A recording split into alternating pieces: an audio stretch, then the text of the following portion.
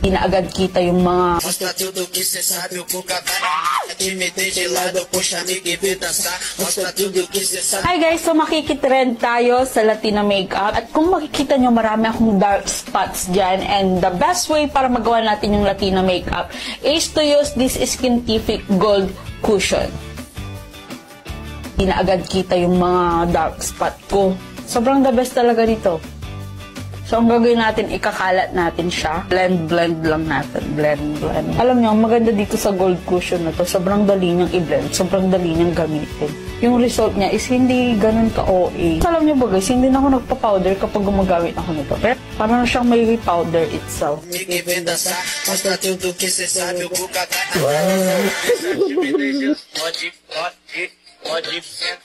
Alam niyo ba guys, meron itong SPF 35 para protektado yung skin niyo every time na lumalabas tayo ng bahay, tapos ito yung ginagamit natin. At sobrang ganda pa ng mga ingredients nito guys, na for sure hindi ka lang niya bibigyan ng flawless na makeup, kundi aalagaan niya din yung skin mo. Makikita niyo guys, hindi siya cakey, hindi siya yung usual na makikita niyo na sobrang cakey na makeup. Ano niyo to, parang kayong parang skin niyo na rin to, ganun. Tsaka ito pala guys is para sa mga normal to dry skin.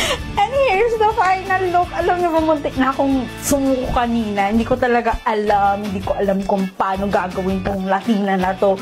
Mukha ba tong Latina? Bakit parang mukha akong manok? Kaya hindi nyo na nakikita ngayon yung mga dark spots ko dyan. Kasi nga, ang ganda ng coverage na to. Sobrang lightweight niya sa mukha guys. As in, kailangan nyo itong orderin, kailangan nyo itong i-check out para malaman nyo kung anong sinasabi ko. Pero this time guys, ang gagamitin ko is yung phone ko na ganun. Kasi pode sentar, pode sentar.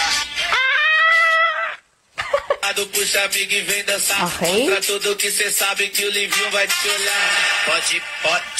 Pode sentar. Guys, panoorin nyo na. Naka-upload na yan, for sure. Gamit kayo itong Skintific kapag gagawin nyo yung trend na yan. Let's go! Guys, walang-wala na. Lalong-lalo na sa mga brands na nagsasabing papaputiin yung skin mo, pero after 3 months of using it, parang wala namang nangyayari. Parang hindi naman siya nakakaputi. Kaya guys, gagawin ko dito mismo sa harap ninyo yung pagkawalang tiwala ko sa Warada. I mean, nakasulat kasi dito, whitening siya bukod sa UV protection niya or may SPF 60 PA+++ siya. Parang medyo wala akong tiwala kung nakakapag-whitening ba talaga to. Pero ngayon, dahil nga wala tayong tiwala, papakita ko mismo sa harap ninyo yung betadine test na nakikita kong ginagawa nila sa mga glutathione, kahit na anong pampaputing product. Ngayon, gagawin naman natin sa sunscreen, pero hindi ko alam kung gagana siya. Kaya sorry Warada kung gagawin ko ito mismo sa harap ng mga followers ko, pero gusto ko lang talagang makasigurado kung legit ba na nakakaputi yung product ninyo.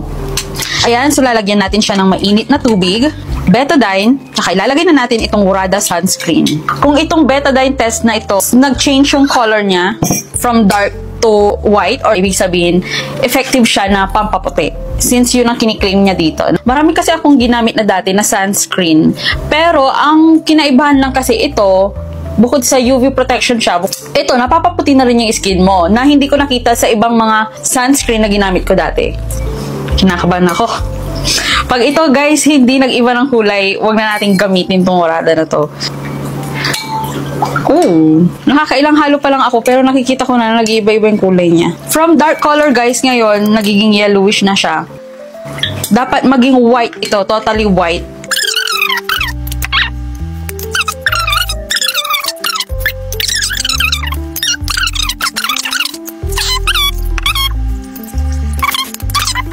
Sana magkulay gatas siya. Perfect! Legit siya, guys. Ayan o. Ang puti niya na, guys. Sobrang puti niya.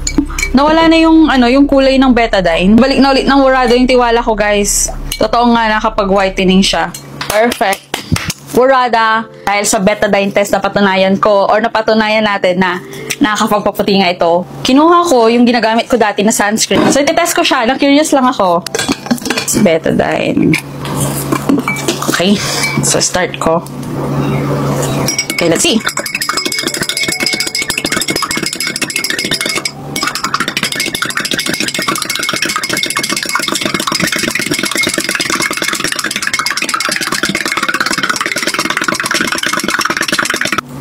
makikita nyo, itong Murado sunscreen, white na white siya. Ito naman, parang humalo lang yung product doon sa betadine, pero hindi niya napaputi. So, ayun! Confirm na confirm! Tama ako nung piniling sunscreen. Yung mga sunscreen nyo ba is nakakapagpaputi rin ng mukha? Kasi ako, oo. Let's do the one makeup challenge! Lamig. Start ko na, guys.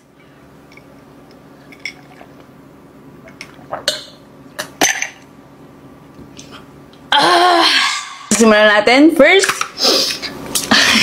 it's a prank. Gusto ko makitrend. So, one shot, one makeup challenge na yan. Pero, maniwala man kayo sa hindi, sa buong pamumuhay ko dito sa mundong ibabaw na ito, never pa ako nakatikim ng dahil una, health conscious ako, and pangalawa, amoy pa lang ng alak. Magtitrend ngayon yung mga sunscreen, yung mga tinted sunscreen. Doon na lang tayo makikitrend. So, mayroon ako ditong Warada sunscreen. Wala ako sa harap niya para mag-promote. Kasi kahit hindi ko ito i-promote, kaming mga legit user ang magpapatunay na this is the best.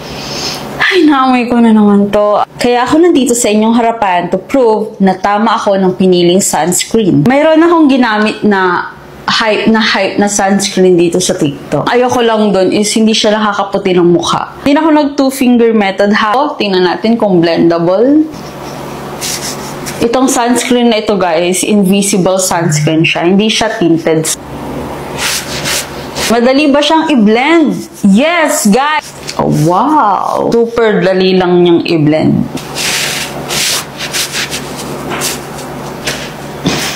Uy, na-absorb na agad siya ng skin ko, in fairness. Na-absorb na agad siya. Hindi siya sticky sa balat, guys. Sobrang gaan lang niya sa mukha. Parang walang nakalagay. Parang wala din naman akong suot. Malagkit ba siya? Hindi siya malagkit, guys. Kumuha ko ng powder dahil makikita natin kung sticky siya or malagkit. So, ayan na, oh. Oh. Hala, parang wala talagang nakalagay. O, diba? Oh, makikita nyo naman yan eh, kung sticky siya or malagkit eh. Kasi, hala, napakaganda ko. Hindi siya yung OA na puti. Alam niyo yun ba? Parang glinaw niya yung mukha mo. Ang ganda ko. Review, pero itataas ko ang bandila ng Warada. Na sa akin ay hindi ka na mawala. Mga panalangin sana naman ay matupad. Ako walang kasalanan at marunong malugat. At para sa'yo baby, alam mo na handa ako sumukat. Gusto kita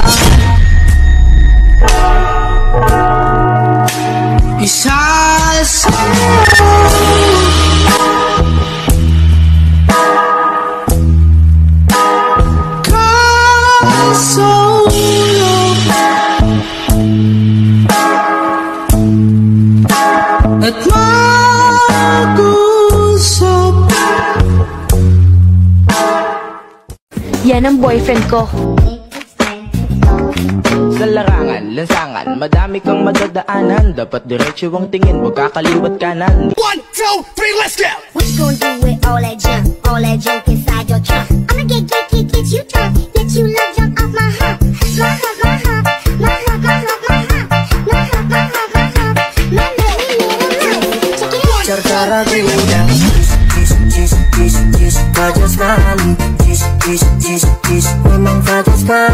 So, lalagay ako niyan. Wow!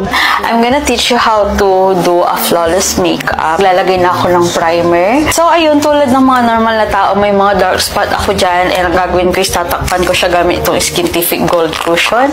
And this one is my favorite talaga. Lalagay ako niyan. Wow! Saka ko lang siya ikakalat ng ganyan. Ang gusto ko dito sa Skintific Gold Cushion, full coverage siya. Naku-cover niya lahat in just one single top. Hindi mo na kailangan maglagay ng paulit-ulit na foundation para para lang matakpan yung mga flaws ng mukha mo. Lightweight pa sa mukha na parang walang nakalagay. I-blend lang natin yan. Alam nyo guys, ang maganda kasi kapag flawless yung pag-makeup ninyo at ginamit niyo itong Skintific Gold Cushion, hindi halatang ang trying hard natin sa makeup. Na-cover niya lahat ng dark spot ko at para na akong sobrang kinis. Ayan o. Long-lasting pa ito guys. Hindi ito basta-basta natatanggal. Waterproof, sweat-proof, kahit napagpawisan or maging oily yung mukha mo, plakado pa rin yung magiging itsura niya. Anyways guys, tingnan niyo yung effect ng Gold Cushion. Sobrang ganda. Ganda ng pagkakalapat ng blush on. Para na akong artista guys.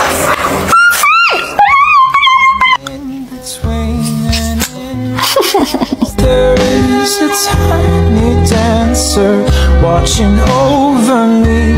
He's singing, she's a she. Ese cuerpito que tú tienes, el traje de baño chiquitito te queda. Esa blanquita con el sol y de una ya se pone morena. Sa islang pagtropiko, island sitting on the white sand. Guess if I'm in love with you, cause with you boy I'm going crazy. Could be my baby, I could be a lady. Oh, oh, oh.